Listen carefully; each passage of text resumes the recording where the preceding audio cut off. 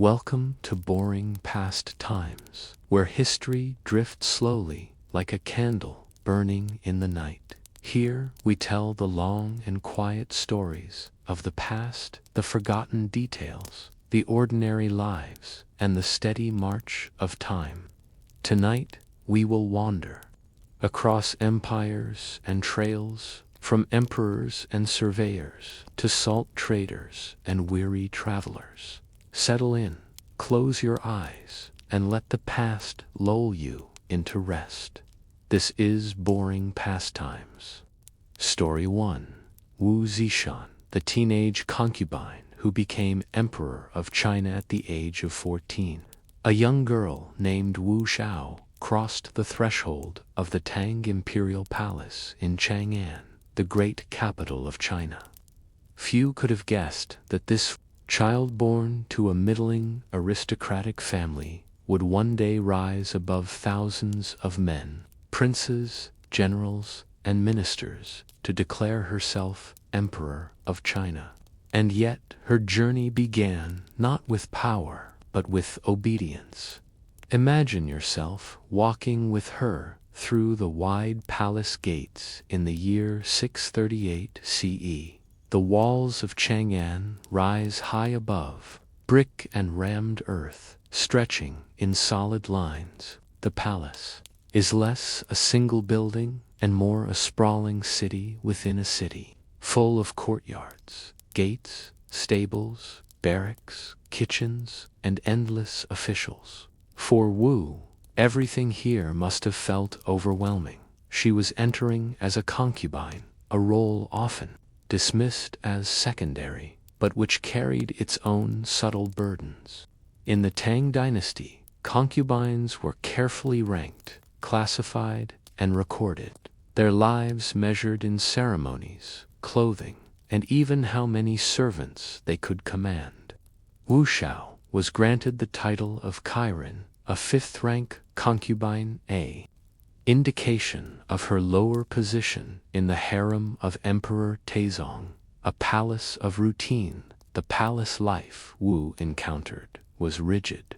The waking bell tolled in the gray hours of dawn, summoning ministers and palace women alike into their long day of duties. Concubines were expected to present themselves with hair arranged according to rank, clothes appropriate to the day, and faces touched with powders and rouge that emphasized youth and serenity. Wu, still a teenager, would have been guided by older attendants in how to stand, how to bow, and even how to walk in the long, trailing gowns of court life. Meals, though lavish compared to the outside world, followed a strict pattern as well.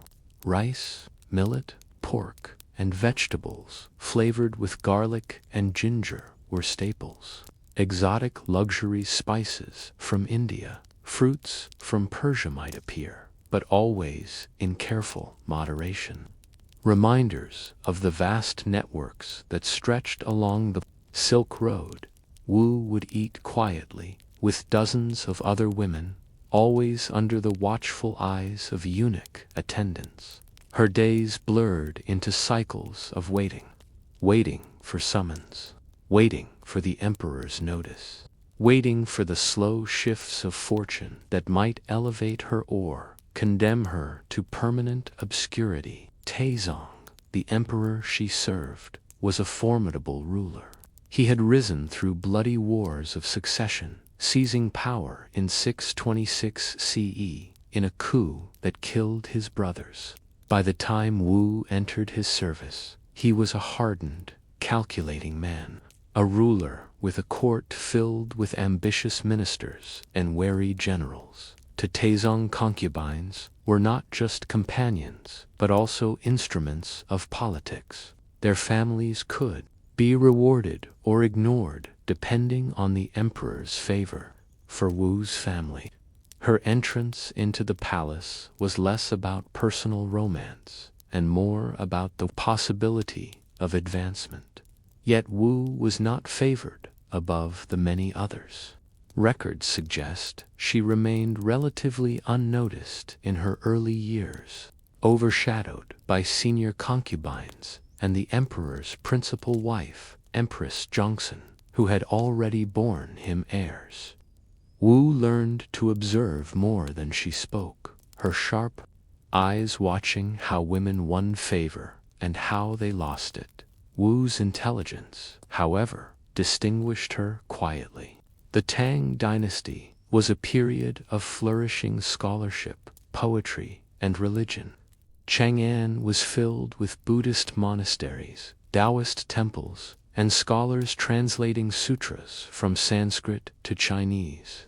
Unlike many concubines, Wu was literate and educated. She wrote poetry, which in Tang society was not just art but a social currency.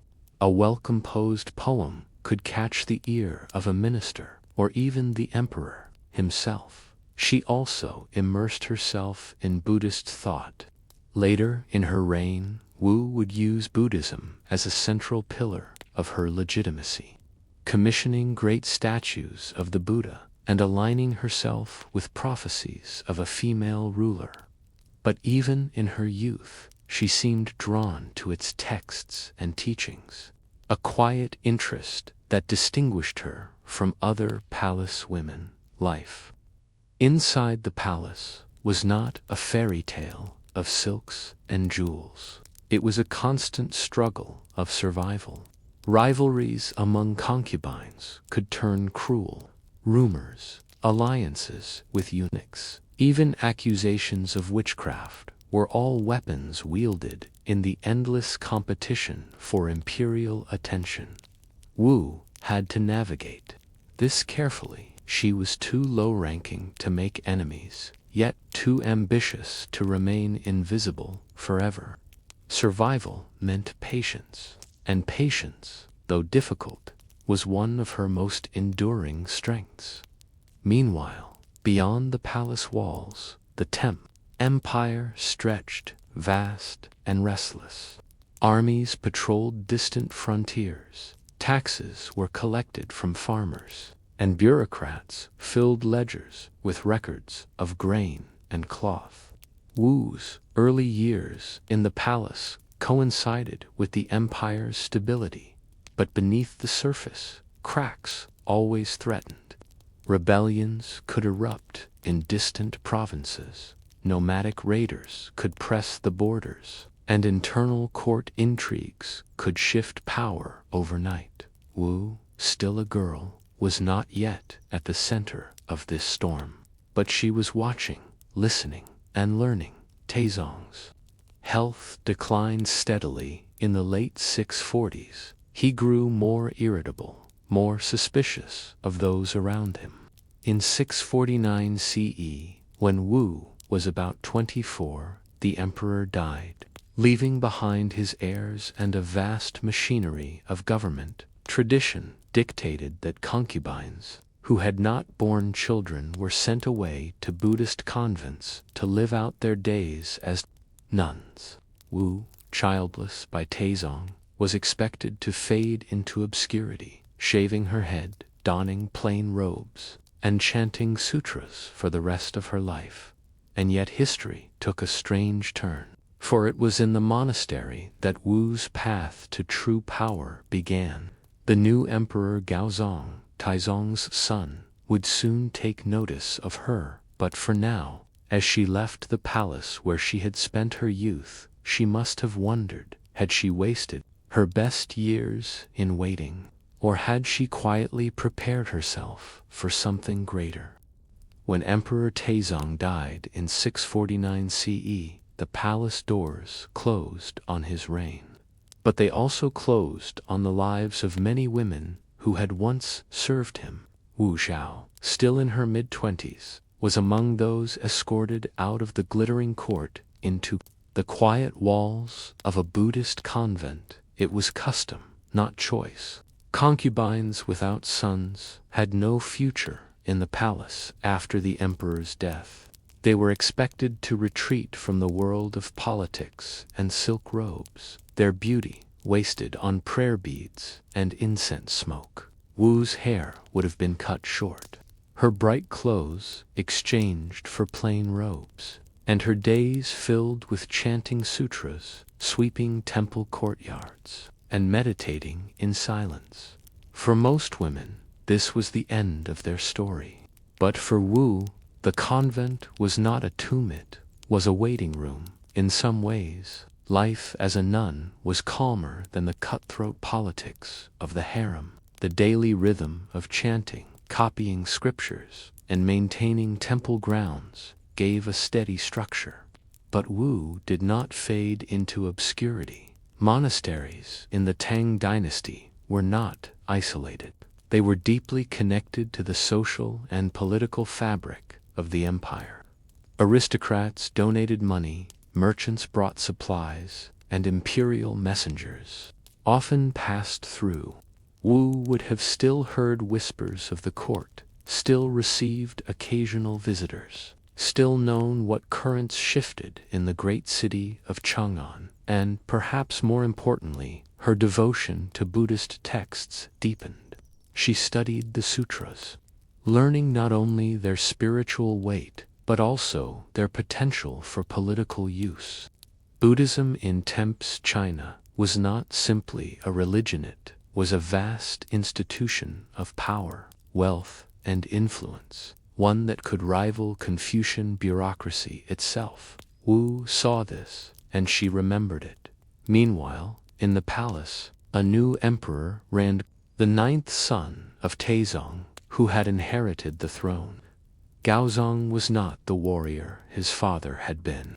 He was softer, more easily influenced, and plagued by recurring illnesses. But he also had a more gentle temperament, a man more open to the affections of others. And it was Gaozong who, by chance or fate, crossed paths with Wu again. Accounts differ on how it happened. Some say Gaozong visited the temple during a religious festival and recognized Wu, recalling her youthful beauty. Others suggest that Empress Wang, Gaozong's wife, arranged for Wu's return as part of her own schemes to counter rivals in the harem. What is certain is this: sometime in the early 650s, Wu was brought back from her nunnery into the palace. It was almost unheard of. Once a concubine of a deceased emperor, a woman was expected never to re-enter palace service. But Gaozong broke this precedent, and Wu stepped back into the halls of power with a composure sharpened by her years of waiting. Wu quickly became one of Gaozong's favored consorts. Where other women played at charm, Wu combined it with intelligence and confidence. She knew how to listen, when to speak, and how to frame her words so that they seemed both loyal and wise. Gaozong, often indecisive, found in Wu a partner who could steady him. She flattered him when he wavered, supported him when he was ill, and gradually drew him closer until her influence was undeniable. But Wu's rise was not solely due to personal affection. The harem was a battlefield. Empress Wang, Gaozong's wife, struggled to maintain her authority against consort Zhao, another favorite. Wu entered this rivalry at the perfect moment. Empress Wang, desperate for allies, may have encouraged Gaozong to take Wu seriously, believing Wu would balance against Zhao. But Wu was no pawn once admitted. She began maneuvering for her own advantage. Wu's true turning point came when she bore children for Gaozong. In the Tang court, motherhood was the ultimate form of security. A woman who gave the emperor sons was no longer a mere decoration. She was a stake in the dynasties. Future Wu bore several children, including sons, who would later sit on the throne. This gave her an edge over Empress Wang, who was childless. In the eyes of Confucian court officials, an empress without sons was vulnerable. and Wu positioned herself as the natural solution. Yet palace struggles were rarely bloodless. One chilling episode tells of Wu's infant daughter, who mysteriously died in the palace. Whispers spread that Empress Wang had murdered the child out of jealousy. But later histories, especially those written after Wu seized the thrones, suggest that Wu herself may have orchestrated the infant's death, using it as a weapon to frame Wang. We may never know the truth. What we do know is that the incident destroyed Empress Wang's position. Gaozong turned increasingly toward Wu, seeing her as both victim and rightful protector of his dynasty. In 655 CE, Wu Zetian was elevated to empress, replacing Wang. The shift was monumental. From the girl who had once entered the palace as a low-ranking concubine, she had now risen to the highest female position in the empire as empress. Wu began to show the qualities that would later define her reign: decisiveness, ruthlessness, and a refusal to accept limits. She moved quickly to eliminate rivals. Empress Wang and consort Zhao were accused of witchcraft and ultimately executed, a grim reminder of how fragile palace lives could be. With her enemies gone, Wu turned her attention outward to the machinery of the state itself. Gaozong, though emperor in name, often relied heavily on Wu. His recurring illnesses left him bedridden for long stretches, and during these times Wu acted as regent, issuing orders and managing court debates. This was unusual, but not unprecedented. Throughout Chinese history, empresses had sometimes served as political advisors or regents for child emperors. But Wu pushed the boundaries further. She sat behind a curtain during audiences, listening as ministers reported to Gaozong, and sometimes speaking herself. Over time, ministers learned that her voice mattered as much Futh, not more than the emperor's. Her methods were practical and sometimes cold.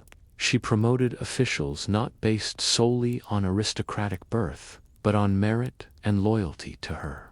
This broke with traditional hierarchies and won her support among ambitious scholars who might otherwise have been excluded. At the same time, she cultivated Buddhism as a tool of legitimacy. Monks declared her the incarnation of divine figures, suggesting that her rise had been prophesied. She funded temple building, scripture copying, and public rituals, weaving herself into the sacred order of the empire. Not everyone approved. Confucian scholars, who prized rigid hierarchies and male authority, looked at Wu's growing influence with suspicion. They muttered that she was overstepping her bounds, that women should guide households, not empires. But Wu was not content to remain in the background. Every year, she expanded her authority a little further, moving from advisor to partner, and from partner to near-equal. By the time Gaozong's health declined further in the 660s, Wu was no longer merely empress. She was corollary in everything but title. Ministers who wanted policies enacted learned to approach her first. Officials who opposed her found themselves demoted or exiled. The teenage concubine had become the most powerful woman in the empire. And yet, her true ambition was still ahead: to rule not as a shadow beside an emperor, but as emperor herself. As Gaozong's illnesses worsened and Wu took on more responsibility, one question lingered in the minds of courtiers: when the emperor died, would Wu quietly step back into the shadows, or would she reach for the throne itself?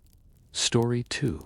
The Long Shadow of Salt. How a simple mineral-shaped if you were to sit down to a simple meal, Perhaps a bowl of rice, a piece of bread, or a roasted fish, you might reach instinctively for salt. A small pinch can transform bland food into something satisfying. But long before it was sprinkled casually on tables, salt was one of the most important substances in human history. More than just flavor, it was survival itself. In the ancient world, salt preserved meat and fish, kept vegetables edible through long winters, and allowed armies to march far from home. Without it, people could not store food, traders could not carry goods over great distances, and cities could not sustain large populations. Salt was so valuable that in some languages it gave birth to words like salary and soldier.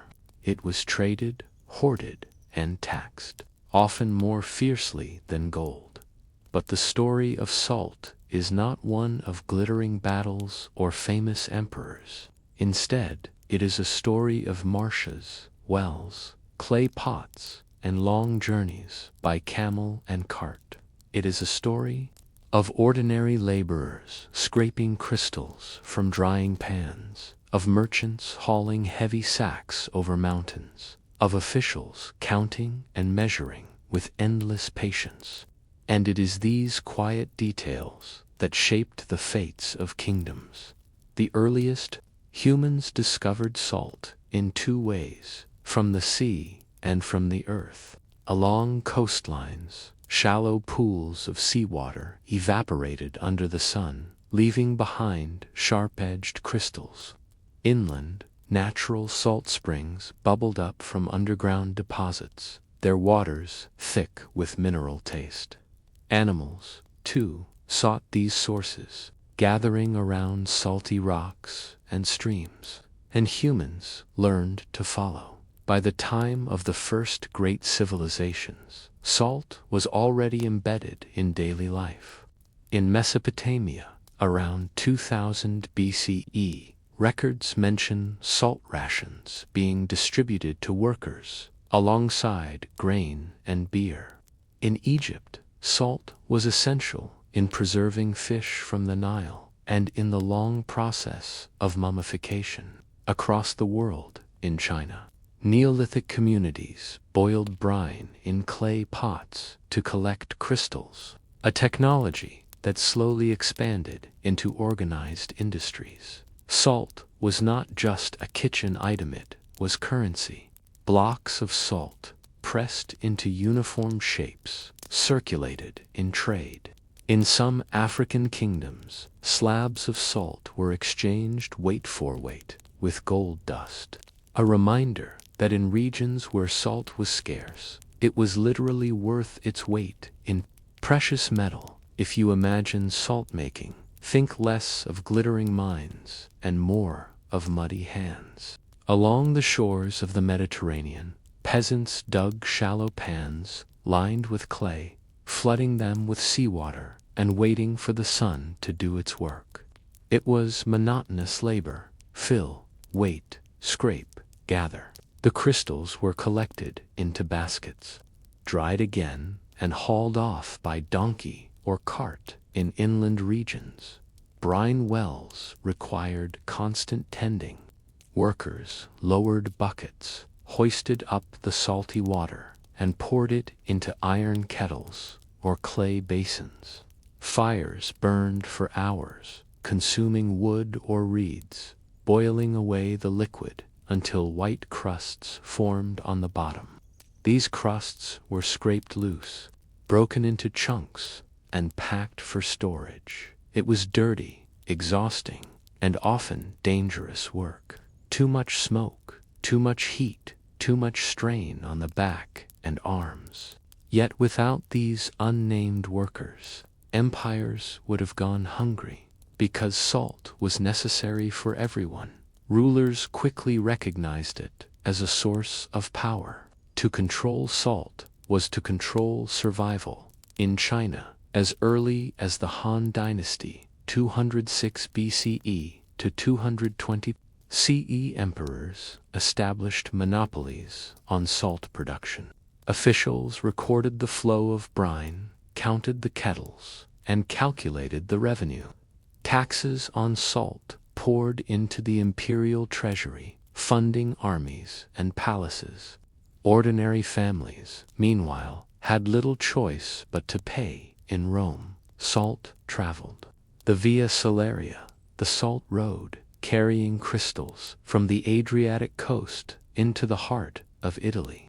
Soldiers were sometimes paid partly in salt rations, giving rise to the Latin word salarium, the ancestor of salary.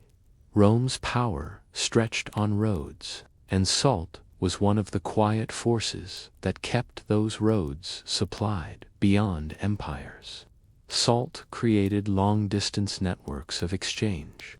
In sub-Saharan Africa, caravans of camels carried salt across the Sahara Desert, linking Mediterranean merchants with kingdoms like Mali and Ghana. The caravans were slow, the journeys perilous, but the profit was immense. A single camel load of salt could be worth months of wages. In medieval Europe, cities like Venice and Genoa grew rich on salt trade.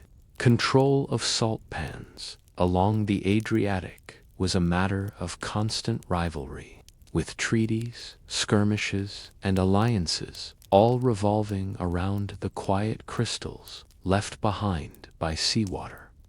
Even today, it is easy to underestimate salt. It seems too ordinary, too commonplace. But for most of human history, it was not simply seasoning, it was a line between life and death. Without salt, human bodies fail. Without salt, food rots. Without salt, armies starve. On campaign, cities shrink, and trade routes collapse. That is why salt shaped not only diets, but destinies.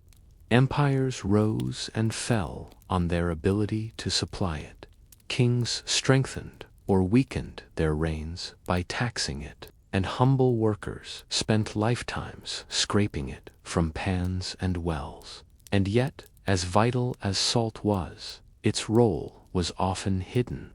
The chronicles of kings spoke of battles and treaties, but not of the men and women bending over shallow ponds to rake salt crystals into piles. The salt makers were invisible, but their work sustained civilizations.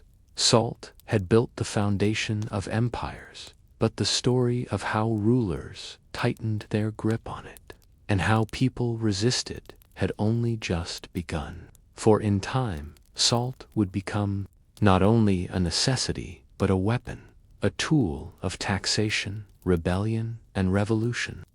By the time salt became deeply embedded in ancient and medieval societies, rulers had discovered a truth as sharp as the crystals themselves. Salt could be controlled, measured, and taxed, and because no family, soldier, or farmer could live without it, people would always pay. The result was one of the longest and most universal forms of state revenue in human history, the salt tax. In China, the salt monopoly was among the earliest and most enduring state institutions, beginning in the Han Dynasty and continuing for nearly 2,000 years. Successive emperors treated salt not merely as a commodity, but as a cornerstone of governance. Officials were dispatched to oversee salt wells and brine pans, counting kettles and measuring production. Merchants were granted licenses to transport salt, often at fixed prices, and families who tried to produce their own salt without permission faced fines or punishment. The revenue was enormous. In some dynasties, salt taxes made up more than half of the imperial treasury, but the burden weighed heavily on ordinary people. For peasants, already struggling to pay grain taxes, the cost of salt was yet another quiet hardship. A family might stretch their supply carefully, salting food only sparingly, or risk purchasing illicit salt from smugglers who lurked along rivers and coastlines. The quiet drama of smuggling became its own hidden history. In the marshes and along coastal inlets, villagers boiled brine in secret, selling rough salt at lower prices than the government's licensed merchants. Arrests were common, punishments harsh, yet the practice persisted, for hunger always outweighed fear. In Rome, too, salt played an unassuming but steady role in statecraft. The Via Salaria, the road named after salt, symbolized the infrastructure, built to move not only armies but the foodstuffs that sustained them. Roman officials managed saltworks along the Tiber estuary, ensuring steady supplies to the city's markets. Roman citizens expected their government to provide them with basic food rations, and salt was part of this system of welfare. Its regulation meant stability, but also dependency. When salt supplies faltered, unrest could ripple through the crowded streets of Rome, where thousands relied on subsidized food. Here again, salt was not glamorous. There were no triumphal arches built to celebrate the delivery of salt carts, no epic poems praising the laborers who scraped salt pans. And yet, without them, the stability of Rome itself might have faltered far sooner. In medieval Europe, salt was both vital and expensive. Inland towns depended on shipments from the sea, which meant that control of coastal salt pans became a prize worth fighting for. Cities like Venice, Genoa, and Marseille competed to dominate salt production and trade, weaving it into their maritime empires. Kings and princes quickly followed suit, imposing duties on salt at every stage: when it was harvested, when it was transported, when it was sold.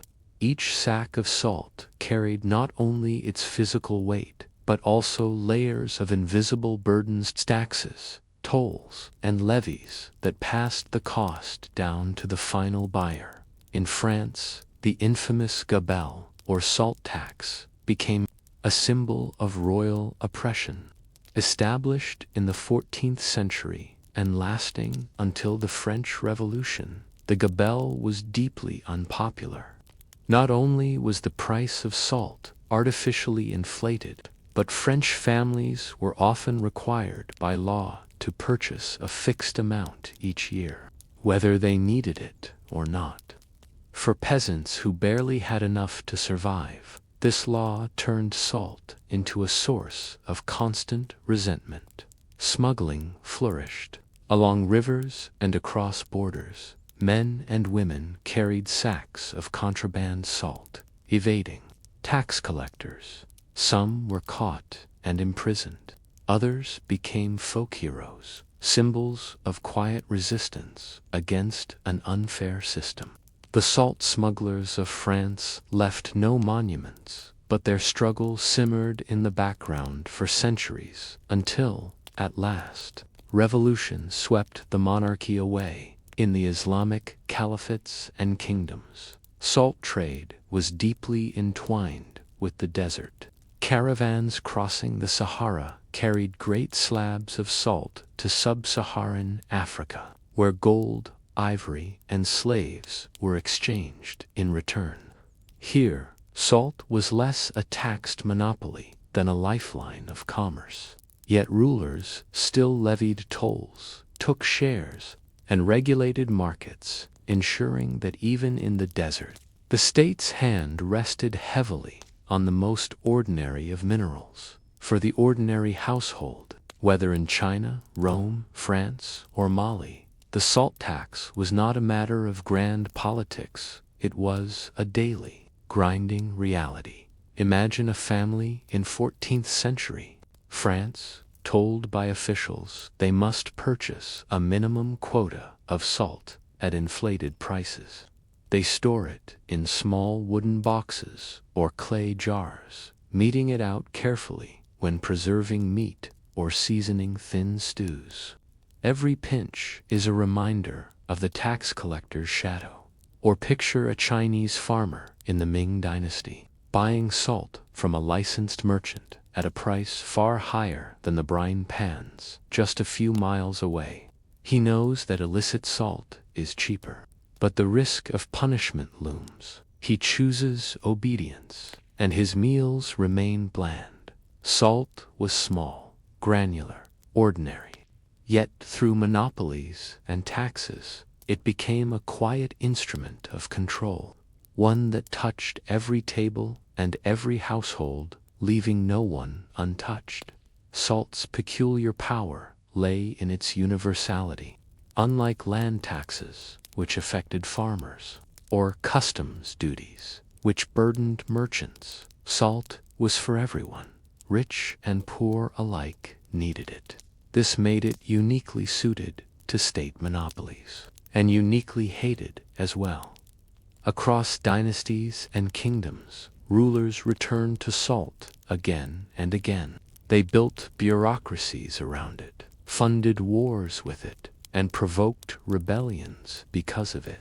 In this way, salt became not only a mineral of life, but also a mineral of resentment. By the early modern period, the salt tax was entrenched across much of the world. But where there are taxes, there is always resistance, and in the centuries ahead, salt would play a surprising role in struggles, far greater than food preservation. It would become a banner for justice, rebellion, and revolution. For centuries, salt had been a quiet instrument of survival, trade, and taxation. But eventually, the same small mineral that flavored food and preserved meat also flavored discontent, where it had once been the unnoticed weight in every household. By the modern era, it became a rallying point for those who sought to challenge kings, empires, and even the might of colonial rule. In France, the salt tax, the gabelle, was one of the most hated institutions of the monarchy. By the 18th century, the gabelle was not uniform. Different regions paid different rates, and some regions were exempt entirely. A villager in Brittany might pay nothing, while a peasant in the interior was required to purchase large quantities at exorbitant prices. This unevenness bred resentment, not just because of the expense, but because it revealed the unfair privileges of certain regions and classes. Salt smugglers, known as fauconniers, operated in droves, moving contraband across regional borders. Families sometimes purchased smuggled salt to make ends meet, knowing that if caught, they could face prison or worse. The gabelle created not only financial strain, but also an atmosphere of mistrust, where tax officials prowled the countryside and ordinary people became lawbreakers for something as trivial as seasoning their bread. By the late 18th century, when France seethed with discontent over inequality and taxation, the gabelle stood as a symbol of royal excess. During the debates of 1789, when the Estates General convened, delegates raised the issue again and again, and when the French Revolution erupted, the salt tax became one of the many hated relics swept away by the storm. It was not the only cause of revolution, but it was a clear reminder that the monarchy had inserted itself into the most basic necessities of life. The gabelle's abolition was more than a financial reform. It was a symbolic liberation from centuries of state interference. In every pinch of salt, even as France discarded its salt tax, other empires held on. In China, the salt monopoly survived well into the 20th century, funding armies and governments as it had for millennia. But as the Qing dynasty weakened, corruption spread in the salt administration, and smuggling once again flourished. Salt was never glamorous, but its bureaucratic web revealed much about the strength or weakness of a state. Elsewhere, colonial powers learned the same lesson. In British India, the colonial government inherited and expanded the salt tax, recognizing its dependable revenue. Millions of Indians relied on salt not just for flavor, but for health in the hot climate. The tax meant that even the poorest laborers, sweating in fields or hauling loads on crowded streets, were forced to surrender part of their meager earnings. For a mineral they could have gathered from the sea, the British passed strict laws forbidding Indians from collecting or producing salt on their own, forcing them instead to purchase it through the colonial monopoly. Enforcement was harsh. Guards patrolled the coasts, and violators faced fines or imprisonment. For ordinary Indians, the salt tax was a constant reminder of colonial control and intimate intrusion into the smallest act of daily life. In 1930, Mahatma Gandhi chose the salt tax as the focus of a new campaign of civil disobedience. To many, salt seemed an unlikely banner for rebellion. It was not glamorous, nor was it a weapon of war. But Gandhi understood its quiet universality. Everyone needed it, from the wealthiest landowner to the poorest peasant. By targeting salt, he targeted the very core of British colonial intrusion. Gandhi announced that he would march to the sea and make salt in defiance of the law. Beginning in March of 1930, he and a small group of followers walked more than 200 miles across the Indian countryside. As they passed through villages, people joined them, inspired by the simplicity and clarity of the act.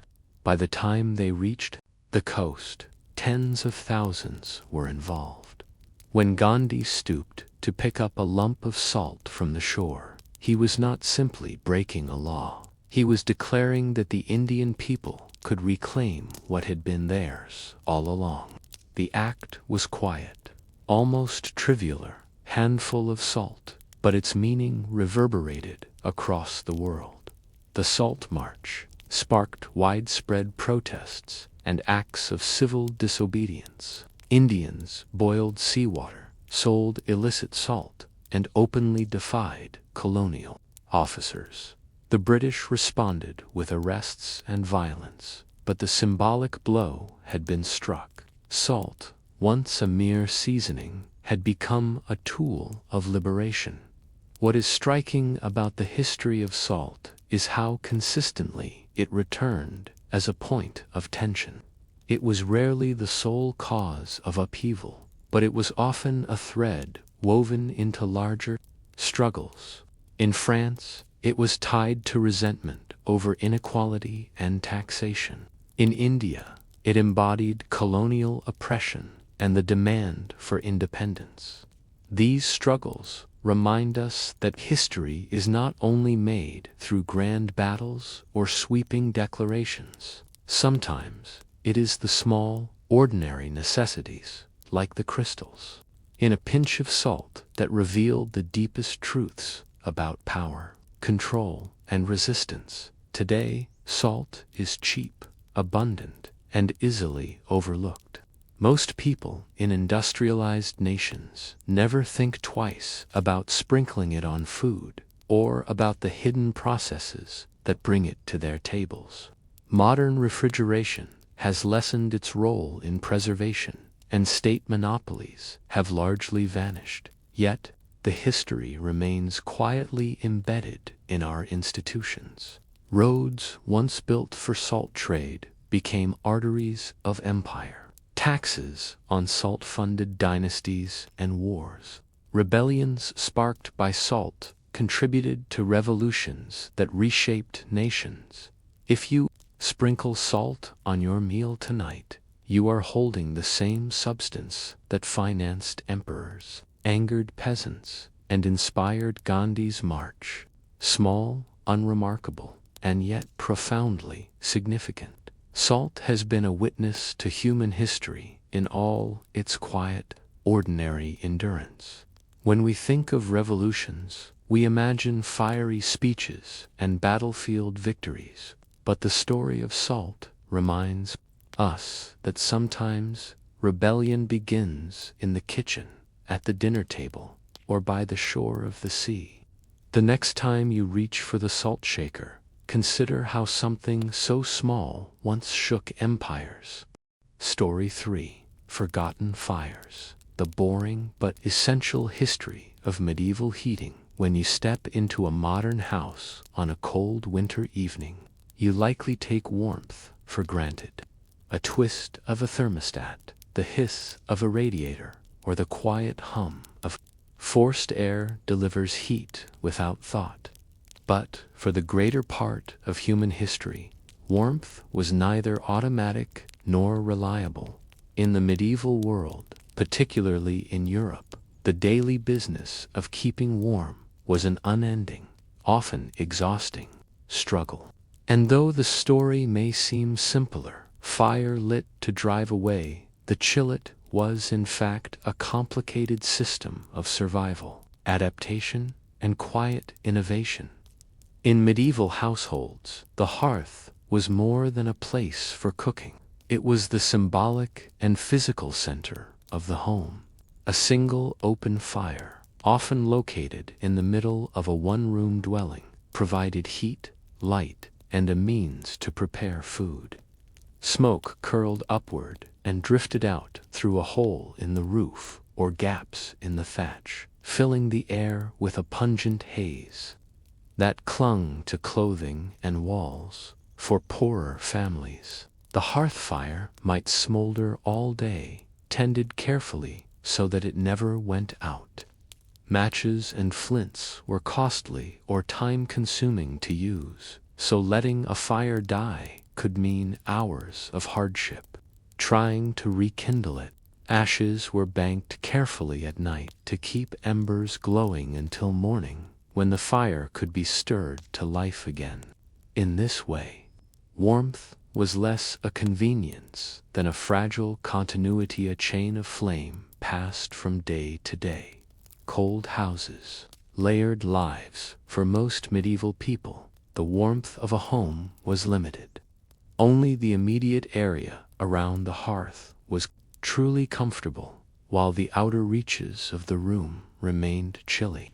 Winter nights meant heavy woolen blankets, layered clothing, and sometimes sleeping near livestock for shared warmth.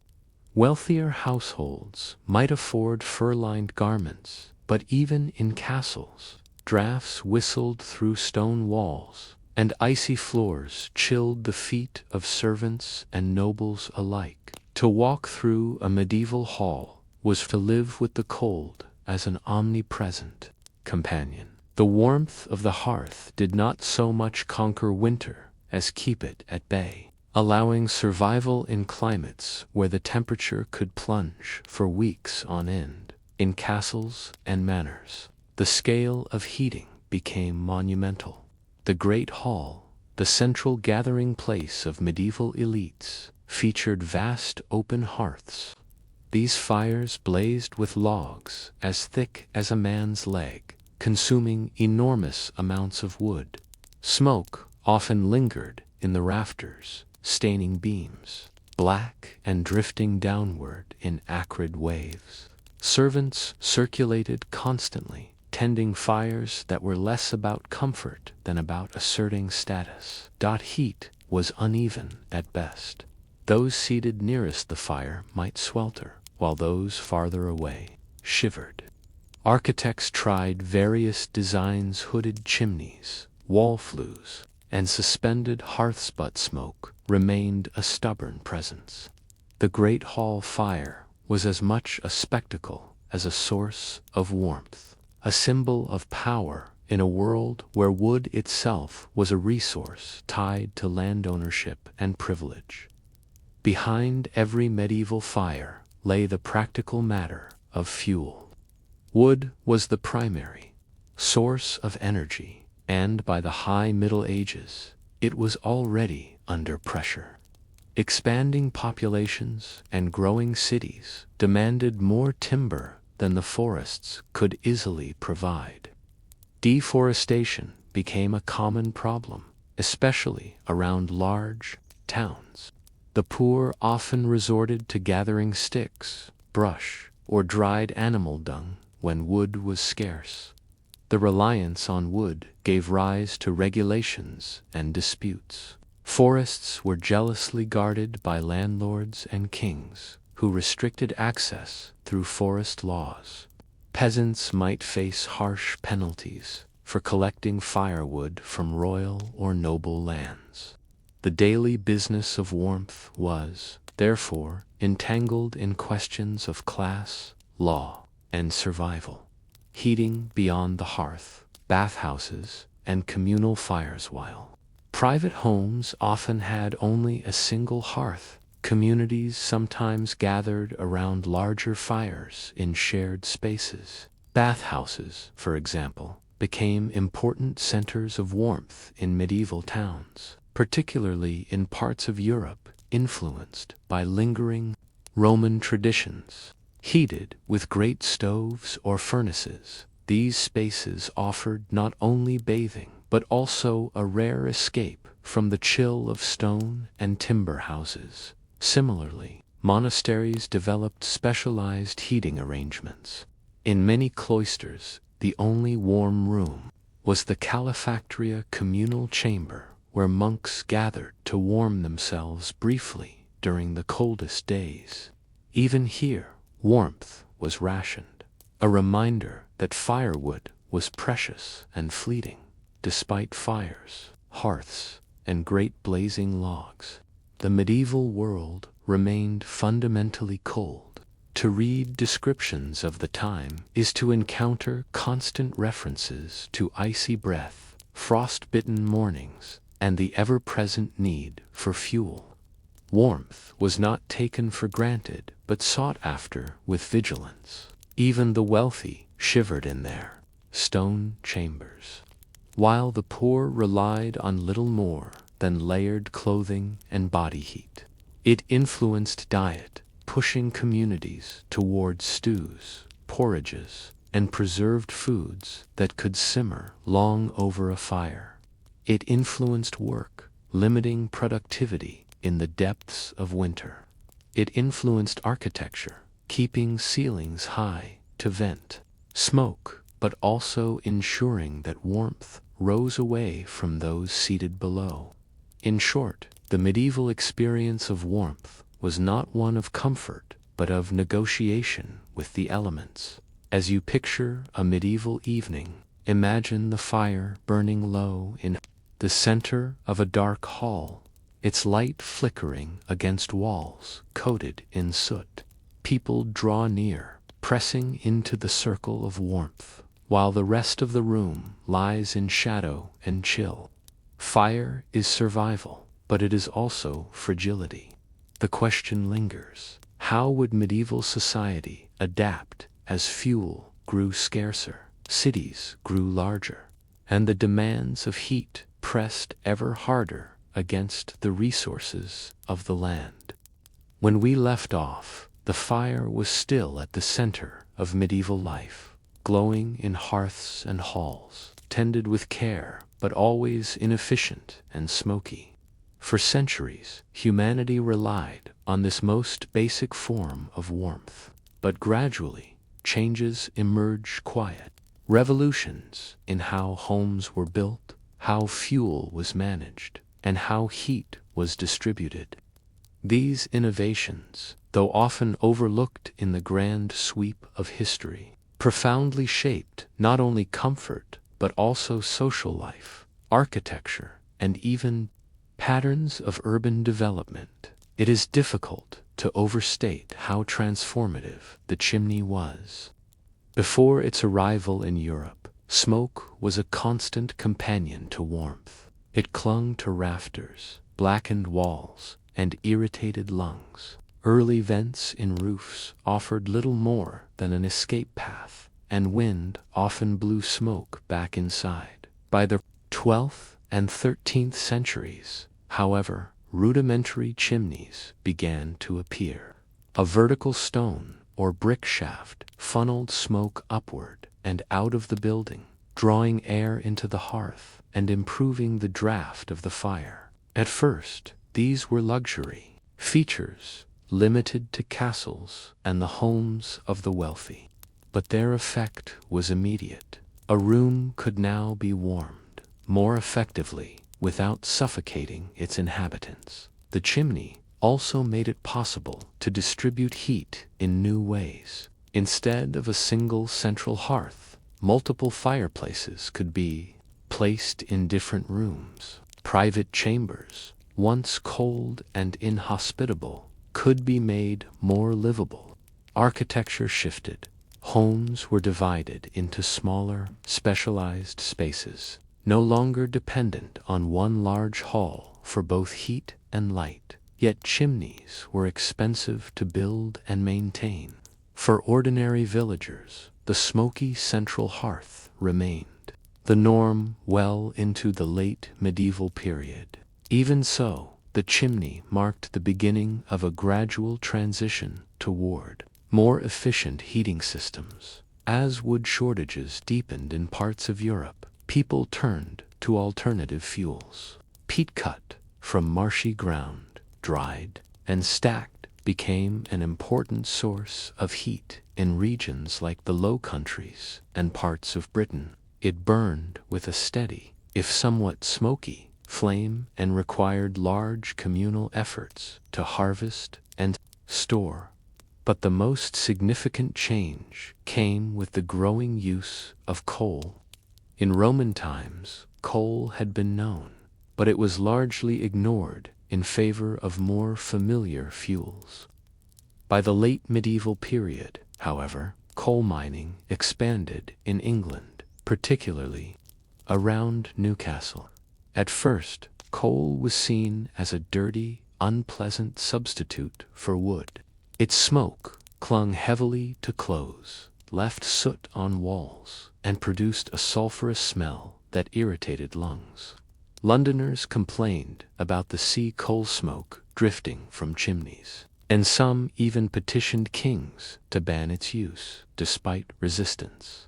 Coal's availability and energy density made it increasingly attractive. For growing towns with dwindling forests nearby, coal offered a practical, if imperfect, solution.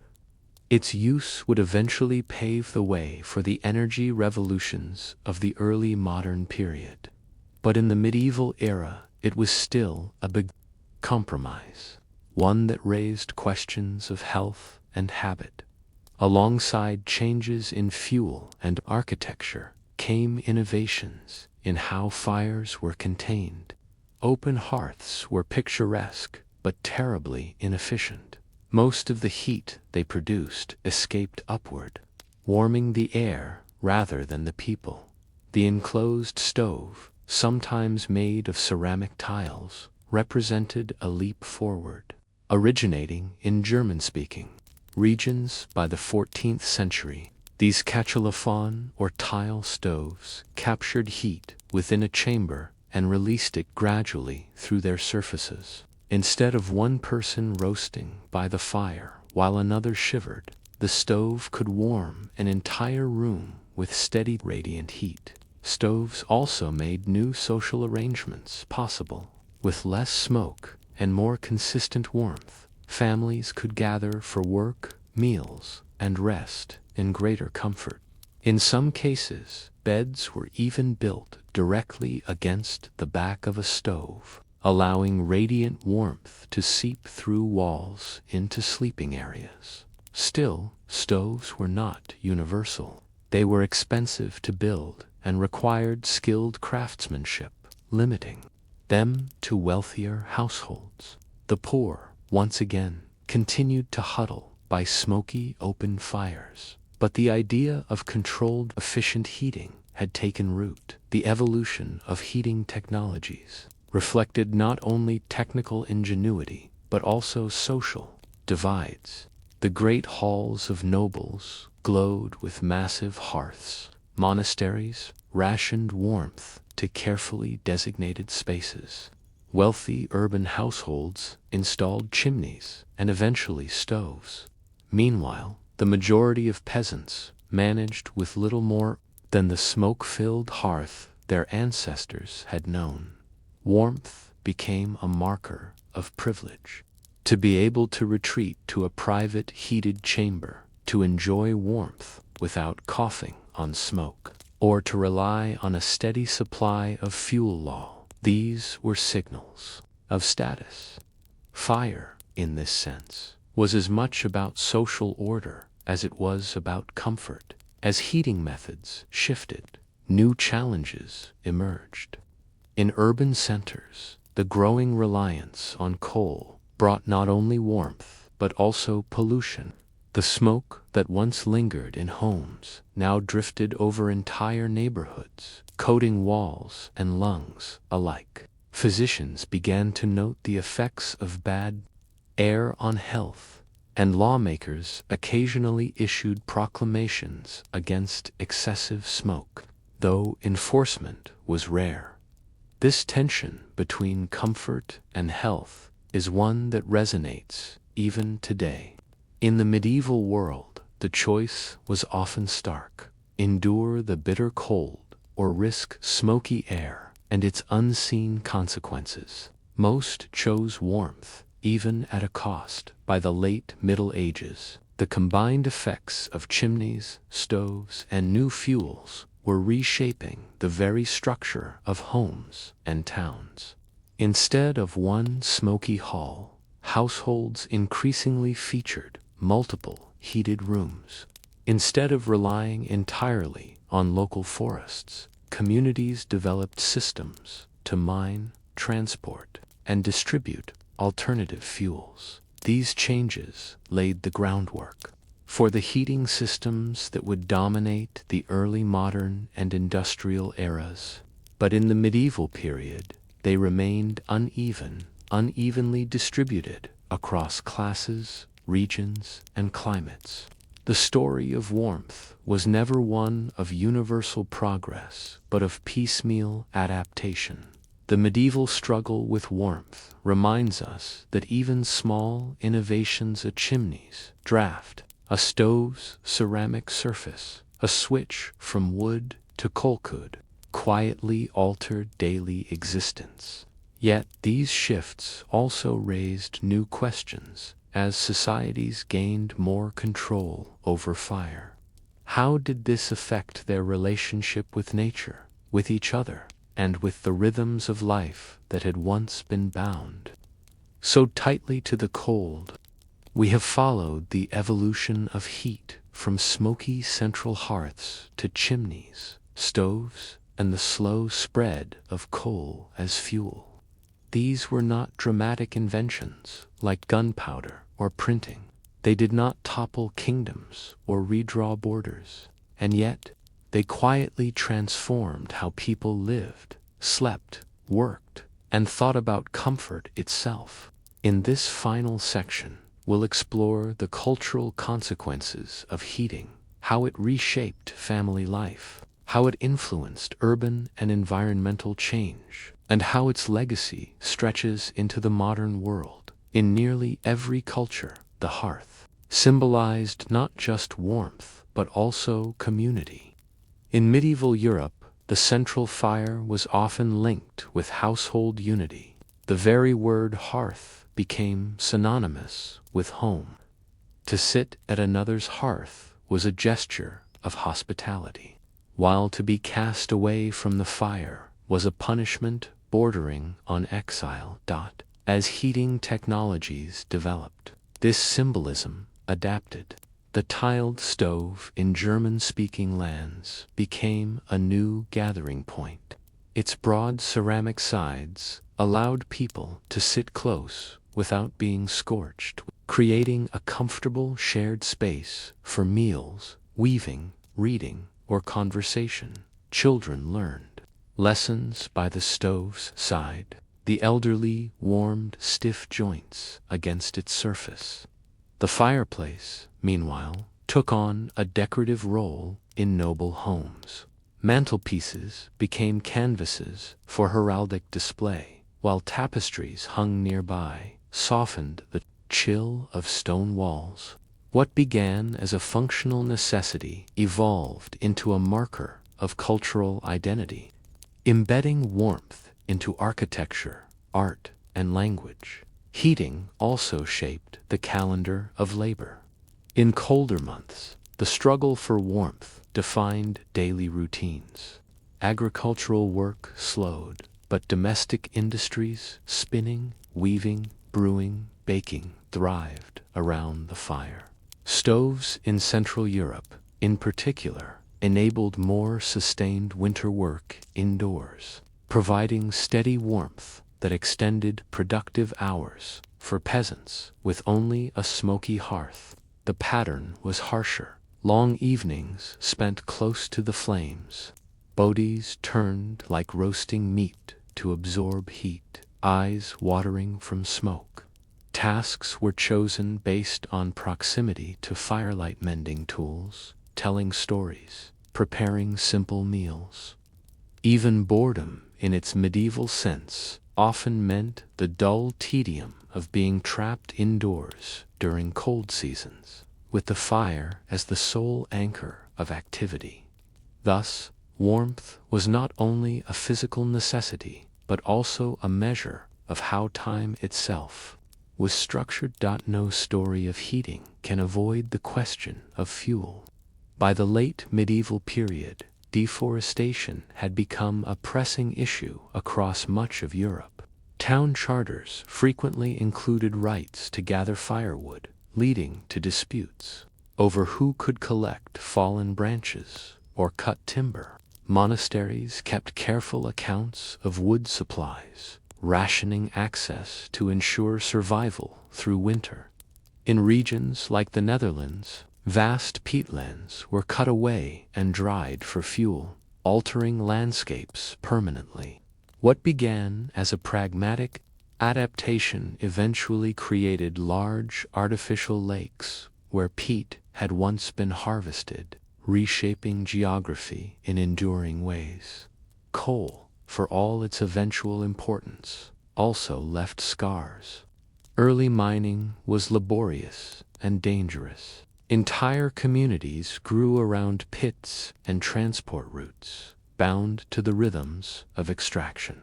In this sense, the story of medieval heating foreshadows the industrial era's far greater reliance on fossil fuels.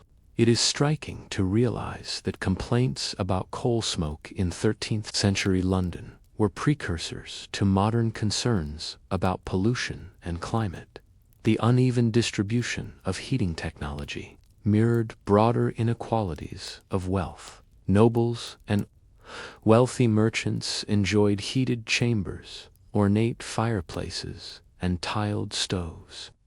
They could afford steady supplies of wood, peat, or coal. Peasants, by contrast, lived with meager fires, often rationing fuel so carefully that winter evenings were passed in semi-darkness to conserve resources. This disparity was visible in urban planning as well. Wealthy districts of towns invested in chimneys and fuel deliveries, while poorer neighborhoods were filled with smoke and ash from coal or damp wood. Warmth, in this way, became an index of privilege, an invisible but constant reminder of social hierarchy. Despite technological changes, the hearth retained its place in ritual and imagination. Fires were blessed at Easter, sacred embers carried from old homes to new, and superstitions grew around keeping flames alive. Extinguishing a hearth improperly could be seen as an ill omen. Monasteries also imbued heating with ritual meaning. The warming room, or calefactory, was one of the few heated spaces often reserved for communal reading or writing. The presence of heat there was not taken for granted, but understood as a structured privilege within the rhythms of prayer and labor. Even in its most mundane form, fire carried layers of symbolic weight, a reminder that warmth was more than mere survival. It was identity, community, and continuity. By the close of the medieval era, Europe had laid the foundations for the heating systems that would define early modern life. Chimneys became increasingly standard in urban homes. Stoves spread outward from German and Slavic regions. Coal, despite its critics, continued to fuel industry and households alike. These developments did not arrive everywhere at once. Many rural communities remained bound to smoky hearths well into the 17th century. But the direction was clear. Societies were gaining greater control over warmth, carving out comfort in defiance of the cold. This, in turn, encouraged new forms of domesticity. Homes became more segmented, with rooms dedicated to specific activities. Privacy increased as people no longer needed to gather around a single communal fire. The notion of a family room or bedroom as we know it today has roots in this medieval reshaping of heated space. Looking back, it is easy to dismiss the story of heating as trivial, a matter of smoke, stoves, and woodpiles. Yet it was precisely these unglamorous details that shaped how people lived. Warmth allowed work to continue, made homes habitable, and created spaces for intimacy, storytelling, and tradition. The long fight against cold also teaches us something enduring. Human survival often depends less on dramatic invention and more on the patient accumulation of small, practical solutions. A chimney here, a stove there, a shift from wood to peat. These changes, modest in isolation, together reshaped medieval life. And perhaps most intriguingly, it reminds us that the comforts we now take for granted, heated rooms, steady fuel supplies, even the simple act of sitting by a warm surface without choking on smoke are the results of centuries of slow struggle. So when you turn up a thermostat, light a fire in a hearth, or sit near a radiator, you are participating in a legacy that stretches back to medieval halls, smoky huts, and the first tiled stoves.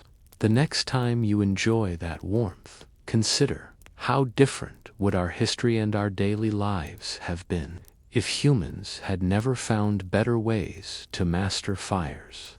Heat. Story 4. The rise of paper, from bamboo slips to the world's knowledge revolution. When we think about writing, we often imagine it as a natural act, words flowing smoothly onto pages, books stacked neatly on shelves, letters folded into envelopes. Yet, for most of human history, writing was far from convenient. It was heavy, expensive, and awkward to preserve. To understand why paper mattered, we must first travel to a world before its invention, when writing itself carried a physical burden. In early China, centuries before paper, writing took place on bamboo slips or wooden tablets. Each slip was a thin, flat strip, often bound with cord into a kind of primitive book known as a zhandu. These slips were durable, but they were bulky. A single manuscript of a few thousand characters could weigh as much as a small sack of grain. Scholars traveling to court might need carts simply to transport their libraries. The bamboo slips had advantages. They could be cut, polished, and written on relatively easily with brush and ink. They also symbolized permanence and seriousness, much as stone inscriptions did in other cultures. Yet, they imposed limits. Long texts were unwieldy, copying was tedious, and circulation was restricted to those with the strength and the funds. to maintain them. Knowledge, in this sense, was literally a physical burden. For shorter, more refined texts, silk was used as a writing medium. Lightweight and smooth, silk allowed graceful brushwork and was far more portable than bamboo. It was particularly favored for official documents, ritual texts, and fine calligraphy. But silk had one major drawback. It was expensive. The cost of silk meant that written culture was limited to the wealthy and to state institutions. A single scroll represented not just knowledge, but wealth invested in its creation. It was a symbol of prestige as much as of literacy. Ordinary people could not hope to own or read texts written on such luxurious material. Thus, China before paper was a place where writing was either weighty and cumbersome, bamboo, or light, but extravagantly costly silk. Neither option allowed for wide circulation of knowledge. While China grappled with bamboo and silk, other civilizations were wrestling with their own media. In Mesopotamia, scribes pressed wedge-shaped marks into clay tablets, which then had to be baked or dried. Clay was durable, but fragile in large collections, and it made archives resemble warehouses of bricks more than libraries. The very act of carrying knowledge was an exercise in logistics. In Egypt, papyrus offered a somewhat better solution. Made from the pith of the papyrus reed, it provided a relatively light, flexible writing surface. Papyrus scrolls allowed texts to travel more easily, and the system of Nile production supported its wide use for centuries. Yet papyrus had weaknesses. It was fragile, decayed in damp climates, and depended entirely on Egyptian control of the papyrus plant. When supplies faltered, so too did the spread of papyrus. In Europe, animal skins provided another alternative, parchment and vellum. These were durable and reusable, and they formed the basis of manuscripts throughout the medieval period. But again, cost was prohibitive. To create a single large Bible in the Middle Ages required the skins of hundreds of sheep. Each book, therefore, represented not only spiritual value, but also a tremendous investment of livestock and labor beyond cost and bulk. All these early materials shared another problem: preservation.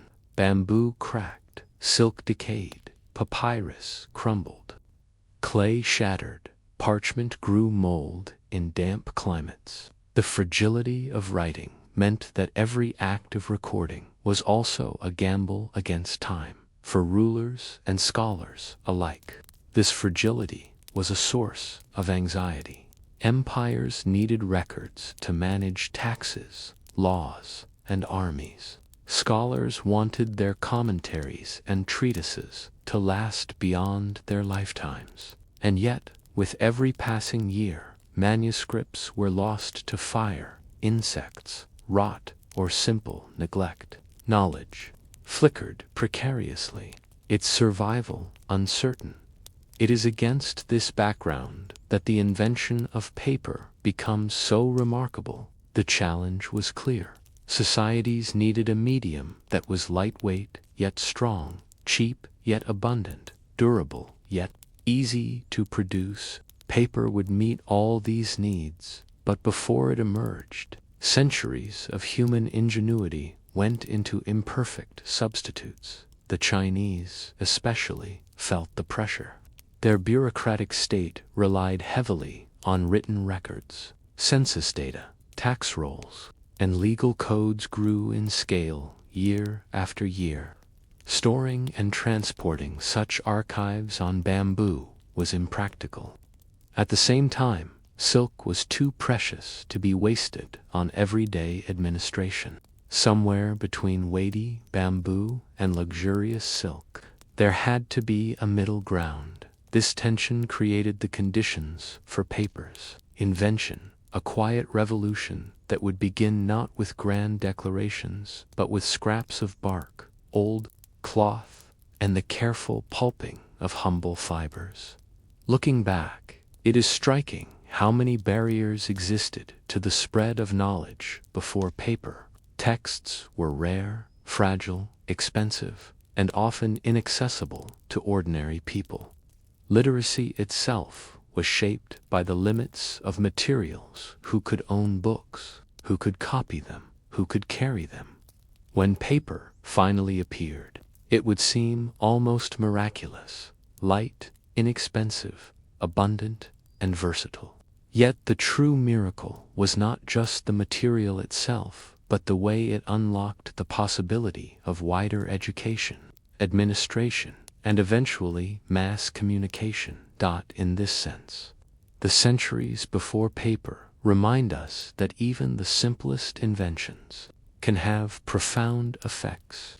Without paper, knowledge was heavy, rare, and unstable. With it, the world would soon find itself on the threshold of something entirely new: the possibility of preserving and spreading ideas on a scale never before imagined. The story of paper's birth does not begin with a single inventor suddenly striking upon an idea. Instead, it grows out of centuries of experimentation, small adjustments, and gradual innovation. Like many of history's greatest breakthroughs, paper emerged not from sudden brilliance, but from necessity, patience, and the quiet refinement of practical techniques. By the early centuries of the Common Era, the Chinese were experimenting with fibrous materials as writing surfaces. Bark, hemp, rags, and fishing nets all left residues of fibers when broken down in water. Craftsmen discovered that these fibers, when mashed and reformed into thin layers, could create something like cloth, but flatter, more pliable, and capable of bearing ink.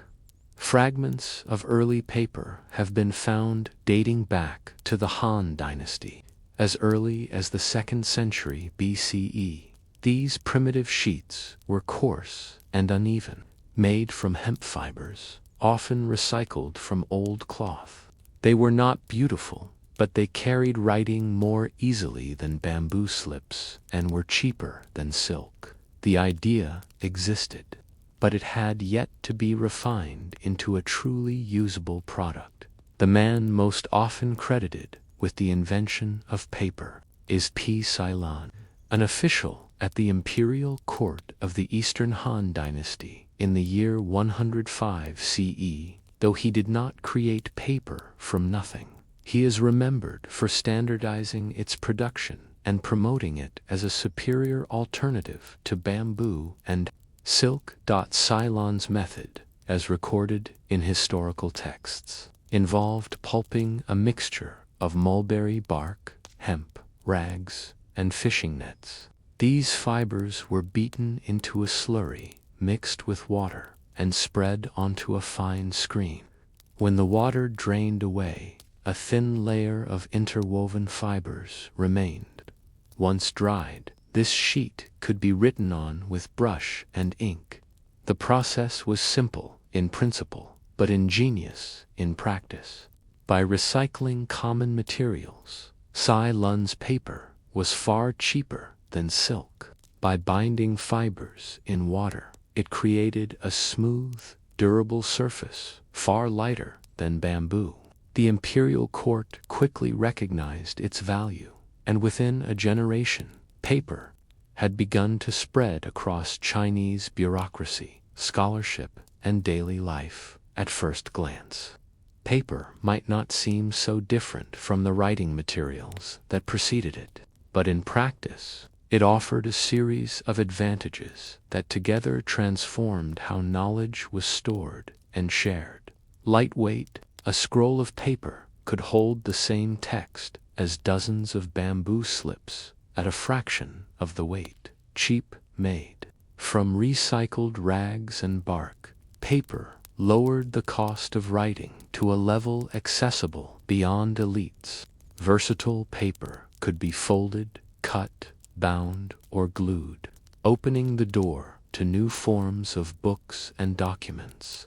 Absorbent, unlike silk or parchment, paper worked beautifully with ink, allowing finer brushwork and more compact writing.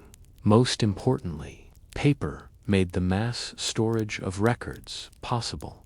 The Han bureaucracy, which managed vast territories and populations, could now record taxes, census data, and legal codes in volumes unthinkable before. Scholars, too, found themselves able to copy classics, commentaries, and poems with far less strain and expense.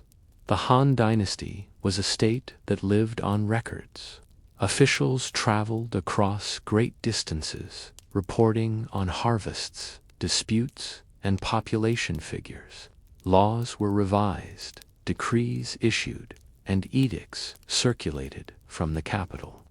Before paper, this enormous bureaucratic machine groaned under the weight of bamboo and the expense of silk. With paper, the empire suddenly had a medium that matched its scale. Paper thus began as a practical solution to an administrative problem. But in solving that problem, it reshaped culture. The more records could be made and kept, the more complex government could become. And as archives grew, so too did the intellectual life of the court, supported by paper's ability to preserve and disseminate ideas. In the centuries following Ceylon's refinement, papermaking spread rapidly across China. Regional workshops appeared, each experimenting with local plants: mulberry, hemp, bamboo, rice, straw. The craft became both an art and a livelihood, with skilled papermakers closely guarding their methods. By the time of the Tang dynasty, 618 to 907 CE, paper was ubiquitous. It had become the dominant medium not only for government but also for literature, art, and education. Poetry, which flourished in the Tang era, depended heavily on the availability of paper, allowing poets to share their works widely. Calligraphy, too, achieved new heights, with the brush finding in paper a surface that rewarded fluid strokes. Paper even transformed religious life. Buddhist sutras, copied painstakingly onto rolls of paper, spread the faith across East Asia. The Diamond Sutra, printed in 868 CE, is the world's oldest surviving printed book, and it was made possible only because of paper. Without it, the dream of multiplying texts through woodblock printing would never have taken hold. Though revolutionary, paper was not perfect. It was more fragile than bamboo or parchment, vulnerable to fire, insects, and moisture. In China's humid climate, many early paper texts decayed quickly, leaving only fragments to survive. This fragility meant that paper archives still required careful storage, often in specialized libraries and storerooms. Papermakers also faced challenges of quality. Coarse paper served for rough drafts or administrative notes, while finer paper required greater labor to produce. Dyeing, sizing, and polishing became techniques to create paper suited for art or calligraphy. Thus, while paper was cheaper than silk, it still developed into a stratified material, with luxury papers reserved for the wealthy and common sheets for everyday use. Whether or not Ceylon truly invented paper, his role in refining and promoting it remains central to the story. In the imperial annals, his name is remembered precisely because he solved a pressing problem: how to make writing both practical and sustainable for an empire that thrived on documentation. Looking back, one might say Ceylon gave the world more than a material, he gave it a foundation for memory. Paper, once pulped and pressed, became the silent bearer of human thought. It carried poems and tax rolls, prayers and decrees, the mundane and the sublime alike. And yet, in Ceylon's lifetime, paper was still a Chinese invention, its significance mostly confined to the Middle Kingdom. The next stage of its journey, how it spread beyond China, across Central Asia, into the Islamic world, and eventually to Europe, would change the course of global history. As we stand at the close of this section, one cannot help but wonder, how did a craft born in Chinese workshops travel thousands of miles, through deserts, over mountains, and across empires, until it reshaped the very way the world thought and remembered?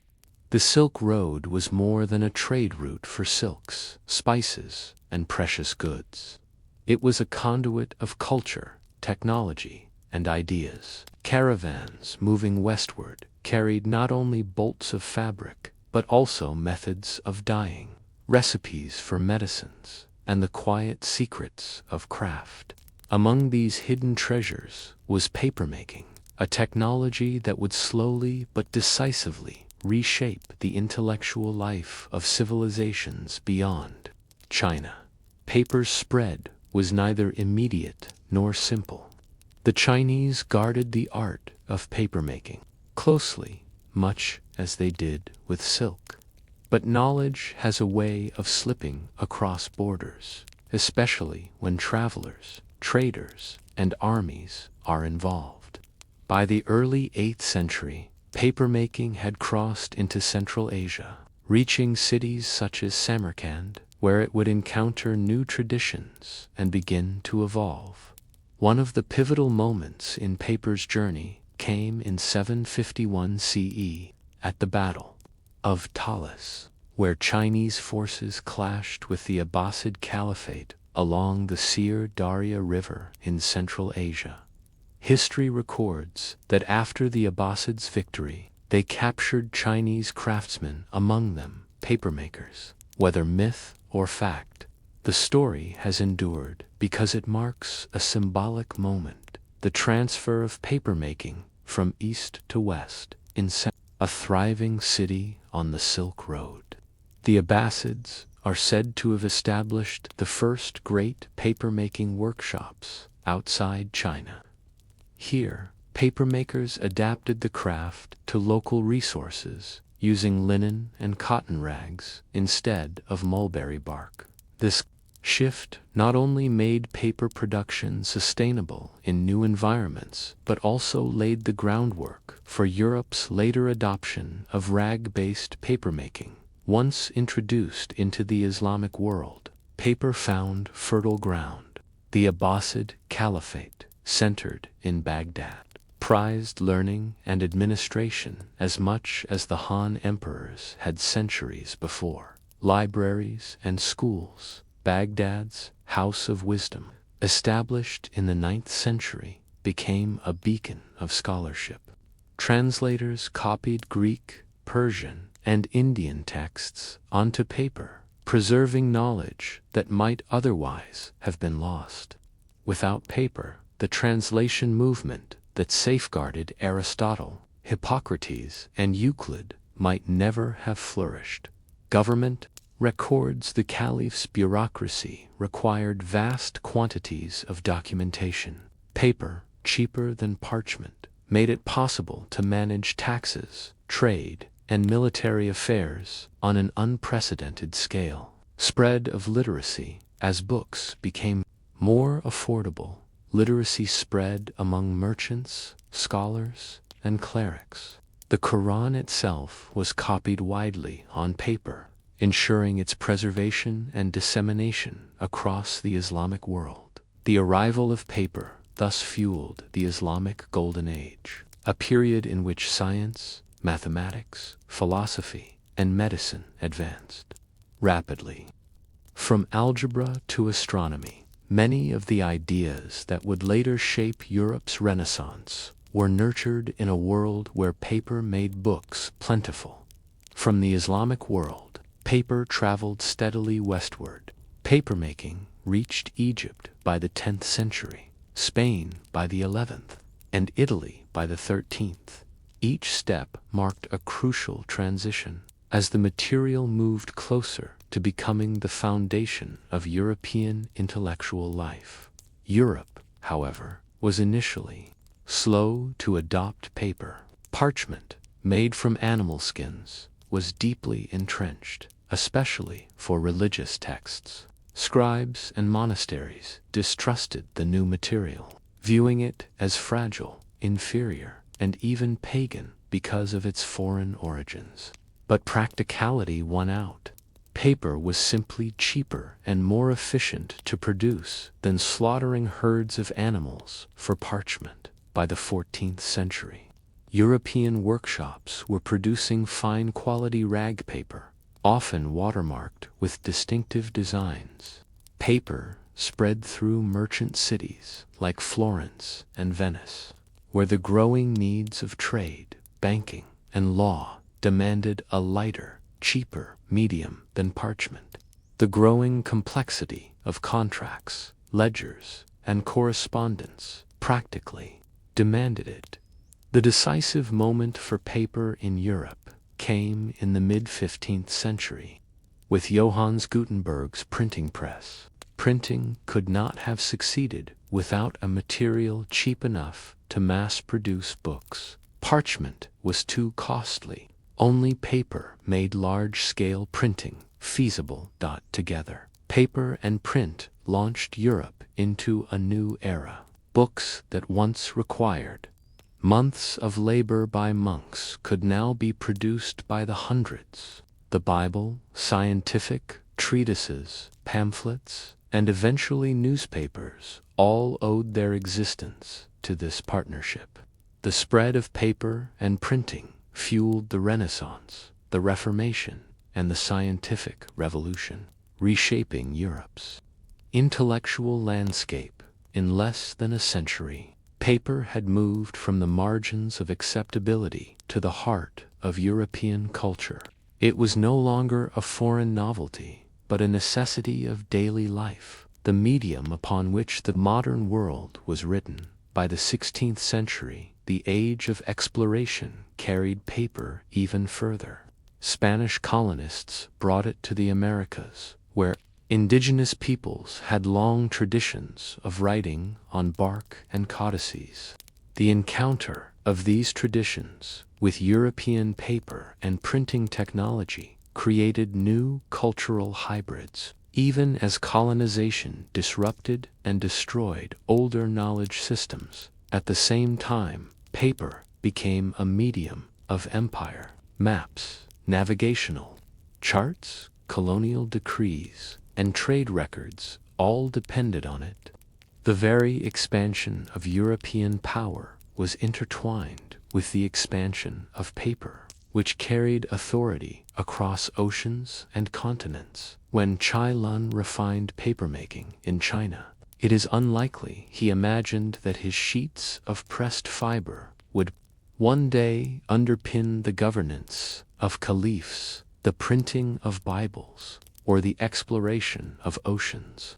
And yet, such was the quiet power of paper, a material so simple in its making, yet so profound in its consequences. Paper democratized knowledge. It allowed ideas to travel faster, survive longer, and reach wider audiences than ever before. In China, it supported empires. In the Islamic world, it fueled scholarship. In Europe, it powered revolutions in religion and science. And in every case, it expanded the horizon of what humanity could remember, imagine, and achieve. From bamboo slips to the vast libraries of the modern world, paper's journey was not merely technological. It was a revolution of the mind, a reminder that Sometimes the most unassuming materials can reshape civilizations. Story 5. Sickness on the trail. Ordinary illness. Extraordinary loss. In the American Weston, the middle of the 19th century, the idea of the American West shimmered like a mirage on the horizon. For many families, it represented hope, land to cultivate, a chance to leave poverty behind, or the promise of joining the booming goldfields of California. Posters, handbills, and word-of-mouth tales painted the journey as arduous but rewarding, a trial of courage that would end in prosperity. But those who packed wagons in Missouri, Iowa, or Arkansas knew that danger was as much a part of the trail as the ruts cut deep by wagon wheels. For every romantic story of adventure, there were whispered warnings: dysentery that swept through wagon trains, fevers that burned out lives overnight, children weakened by measles or whooping cough, and mothers lost to childbirth far from any doctor's hands. On the trail, illness was not a rare misfortune. It was a constant shadow. Travelers understood that westward migration was as much a gamble with health as with fortune.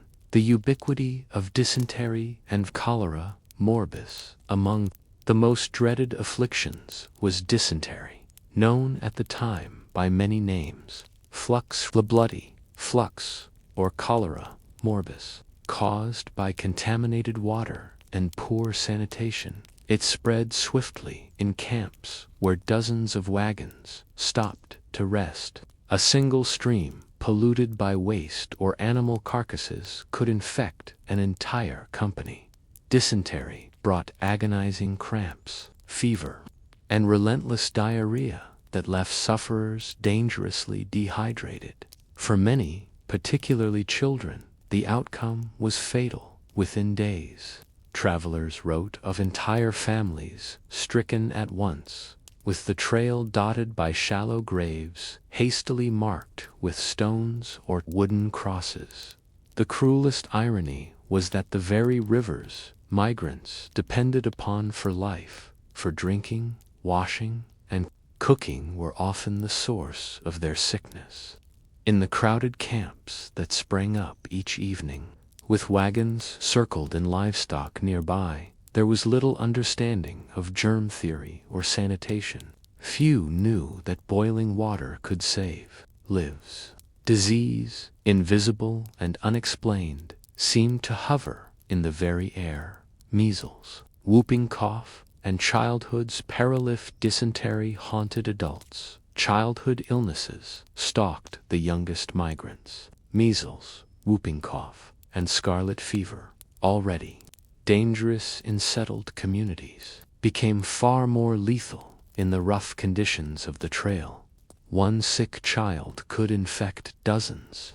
Wagon trains that traveled in close company created the perfect environment for contagion. Families wrote in diaries of entire clusters of wagons losing multiple children in a single outbreak. With no access to doctors and only the most rudimentary remedies, teas, poultices, or bleeding parents could do little but watch helplessly. Death was not the only sorrow.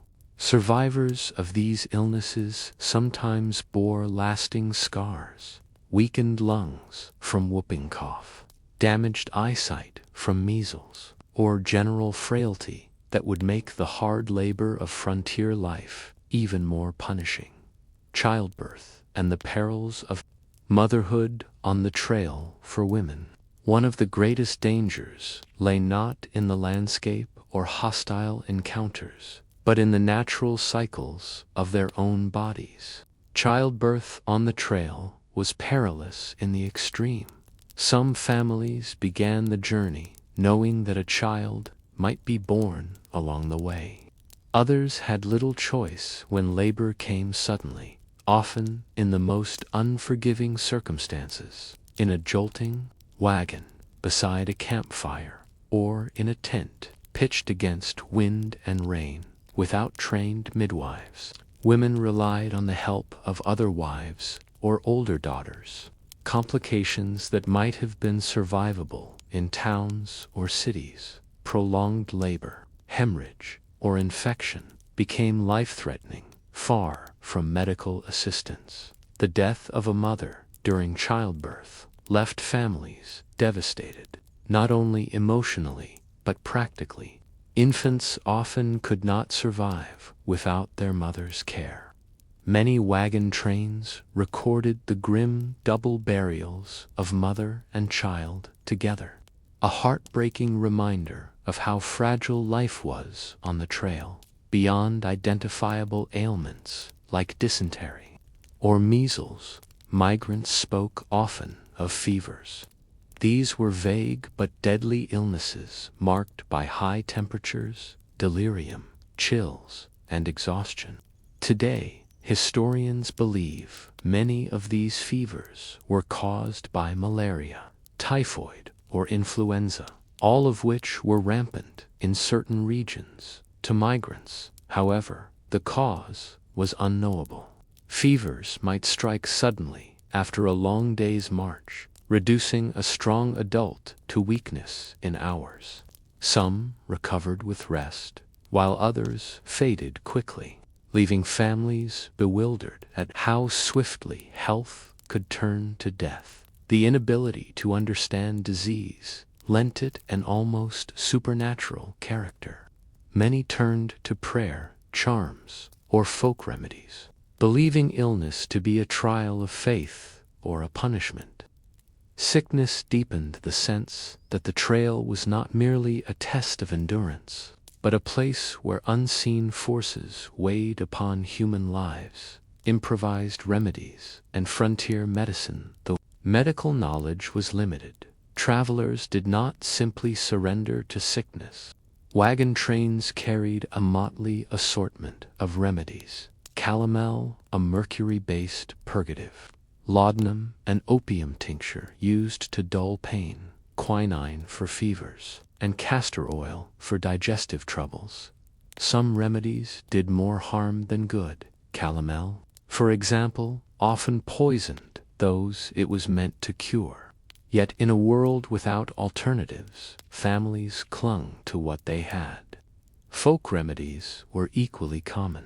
Herbal teas, poultices, and bleeding or cupping practices inherited from older European traditions. At times, wagon trains were fortunate enough to include a physician, though his knowledge was still bound by the limits of 19th-century medicine. More often, the burden fell to mothers or elders, who became the healers of necessity, applying whatever wisdom they had gleaned from neighbors, books, or past experience. The trail of graves, perhaps the most haunting evidence of illness on the trail, lay in the graves it left behind, along the Oregon, California, and Mormon trails. Countless travelers recorded the constant sight of fresh burials.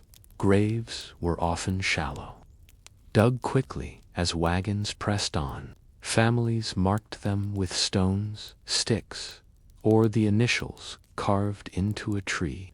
Some attempted to disguise graves to prevent wolves or scavengers from disturbing them, even driving wagons over the site to erase signs of fresh digging.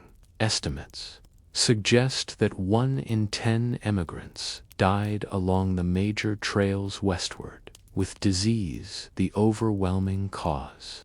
The result was a landscape of sorrow, dotted with the uncounted dead, where each family carried its own grief even as it pressed forward. The story of sickness on the trail is not only one of death, but of endurance. Families who lost children or parents often had no choice but to continue. Grief was folded into the rhythm of daily travel, yoking oxen, cooking meals, mending wagons. The living bore their losses quietly because survival required it.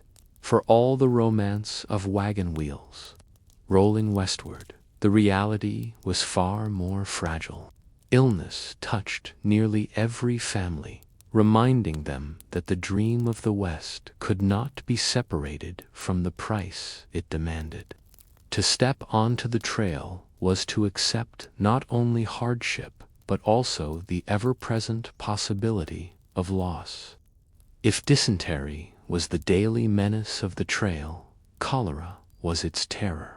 Sweeping epidemics struck the emigrant trails in waves during the 1840s and 1850s, often following the same migration routes as travelers themselves. Cholera was swift, merciless, and incomprehensible to those it struck. A seemingly healthy person could be walking beside a wagon in the morning and lying dead by evening. Victims suffered violent vomiting, profuse watery diarrhea, and painful cramping. Their bodies racked with agony before dehydration and shock brought death. The unpredictability of cholera bred fear and superstition. Some believed the disease spread through bad air, others blamed tainted pork or poorly baked bread. Few connected it to contaminated water, though later studies confirmed that rivers and streams, polluted by human waste, carried the deadly bacteria during major outbreaks. Wagon trains recorded losing dozens of travelers in a matter of weeks.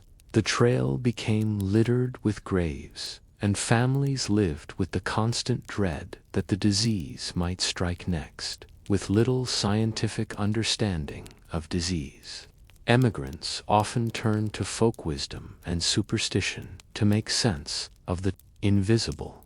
Around campfires, travelers debated the causes of illness. Was it the change in climate, the exertion of walking long miles, spirits angered by the trespassing of settlers across sacred lands? Some practiced rituals for protection. Families carried charms, silver coins, or Bible verses written on scraps of paper. Others relied on smoking out sickness by burning sage or herbs around camp. There was also suspicion among wagon trains themselves. If illness broke out, whispers circulated about which family had brought it.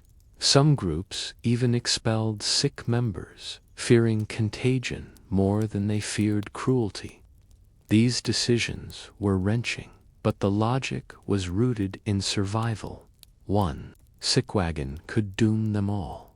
What made illness on the trail uniquely cruel was not only the frequency of death, but the speed at which mourning had to be carried out. Unlike in settled communities, where funerals allowed for ritual, family, and remembrance, the trail permitted only the briefest of goodbyes.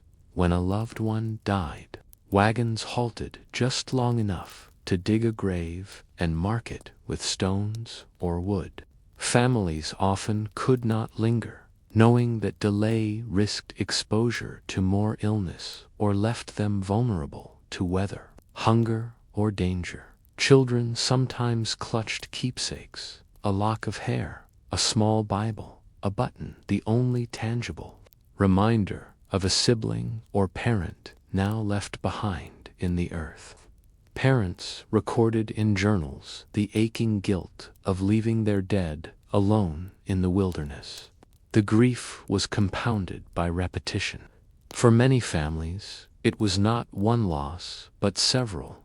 A mother buried with her newborn, a child taken by fever, then another weeks later. Each time, the family had to rise the next morning, hitch oxen, and press forward, grief swallowed by necessity. Religion offered a lifeline for many who faced sickness on the trail. Preachers often traveled with wagon trains, or laymen stepped into the role of spiritual leaders, holding prayers at burials and offering words of comfort. Death was framed as God's will, a hard but necessary test of faith. For some, this belief gave strength, the conviction that they would see their loved ones again in heaven. Hymns sung quietly around campfires at night carried both sorrow and hope, lifting voices against despair. Yet, for others, repeated losses tested faith itself. Diaries record anguished questions. Why would God take so many children? Why punish families who sought only a better life? The trail became a crucible where belief was both strengthened and shattered in equal measure. Despite the hardships, wagon trains were also communities bound together by shared struggle. When sickness struck, families often helped one another. Men dug graves for strangers with the same care they would for kin. There are accounts of wagon trains halting for days to allow the sick to recover, or of neighbors taking in orphaned children when parents succumbed to illness. These acts of compassion offered rare light in a landscape so often shadowed by suffering. Yet the bonds of community were tested, especially when epidemics spread. Fear sometimes overrode kindness, and the desperate need for survival could fracture trust. Still, many emigrants later remembered the kindness of strangers as among their most enduring memories of the journey. The epidemics and deaths of the trail left behind not only graves, but memories that shaped families for generations. Who survived the journey often carried stories of siblings buried along the way, or Utah built new lives but bore the weight of those they had lost. For some, grief hardened into silence. For others, it became a story told again and again at family gatherings, a reminder of the price paid for the chance at a new life. In this way, sickness on the trail lived on, not just in written diaries or marked graves, but in the emotional fabric of those who endured it. Illness on the trail was not simply a medical reality, but a social and emotional one. It reshaped communities, tested faith, and bound families together in grief. For every grave dug along the Oregon or California trail, there was a story of love, loss, and resilience. The dream of the West carried settlers forward, but it was sickness that reminded them at every step of their fragility. In the end, survival was not just a matter of reaching new land, but of carrying memories of the dead into the future, memories that would become part of the legend of the American frontier. When families at last reached their destinations, whether the fertile valleys of Oregon, the mining camps of California, or the open lands of Utah, they carried with them both the promise of a new life and the scars of sickness on the trail. The West was not a cure, but a continuation of hardship, and illness remained a persistent shadow. The diseases that had ravaged wagon trains did not disappear at the end of the journey. Cholera, dysentery, smallpox, and influenza followed settlers into their new homes. In hastily built cabins and rough settlements, poor sanitation, contaminated water, and close quarters often led to outbreaks that mirrored the grim experiences of the trail. Yet there was a shift in resilience. Those who survived the journey had already been hardened by loss and strengthened by endurance. Settlers developed new strategies for survival, digging wells to secure cleaner water, organizing community sanitation, and building rudimentary hospitals or assigning local healers to tend the sick. These steps, though imperfect, represented the beginnings of public health in the American West. The West became a testing ground for healing practices. Alongside traditional medical treatments, families relied heavily on folk medicine passed down from generations. Infusions of willow bark were brewed for fevers, turpentine rubbed on chests for coughs, and poultices of onions or mustard seeds placed on the skin to draw out bad humors. Indigenous peoples contributed their own knowledge, teaching settlers the use of native plants like yarrow, echinacea, and sage. These remedies often offered more relief than the bleeding, calomel, or mercury-based treatments of conventional doctors. In mining camps and small towns, doctors ranged from university-trained physicians to self-taught healers. Midwives and herbalists were often the most trusted, particularly for women's and children's health. Their work filled a critical gap in communities where formal medical care was scarce or prohibitively expensive. One of the starkest reminders of sicknesses toll in the West is the presence of countless pioneer cemeteries, often small, scattered, and nearly forgotten. Headstones tell stories in their brevity. Infant daughter, 1852. Beloved wife, age 24, gone west too soon. Many markers were made of wood, eroded over time until the names disappeared, leaving only unmarked graves on the prairie for those who endured the journey. These cemeteries were tangible reminders of the risks taken. They became places where communities gathered on anniversaries, where hymns were sung, and where settlers reinforced their collective memory of struggle and sacrifice.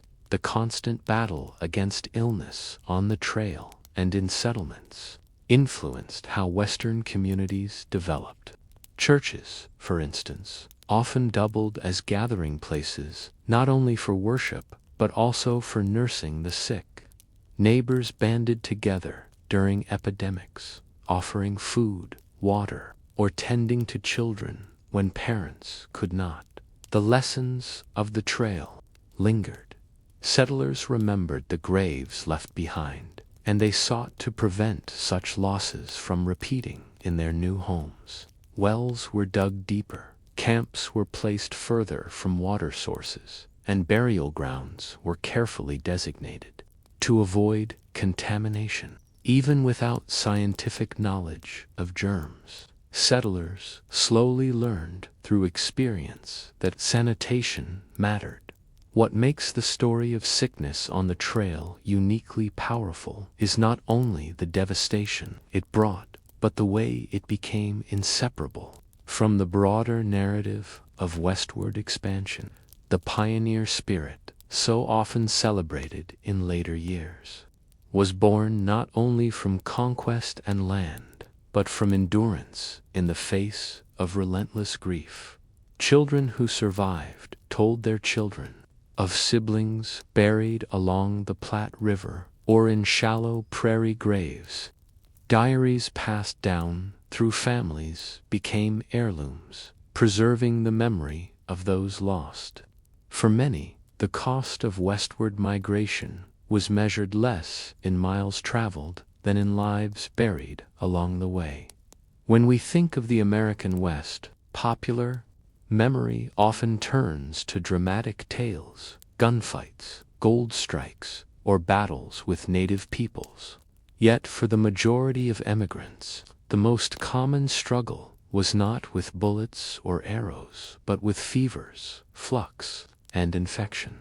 The great tragedy of the trail was not the extraordinary deaths, but the ordinary ones. Children felled by diarrhea, mothers lost in childbirth, fathers worn down by fever.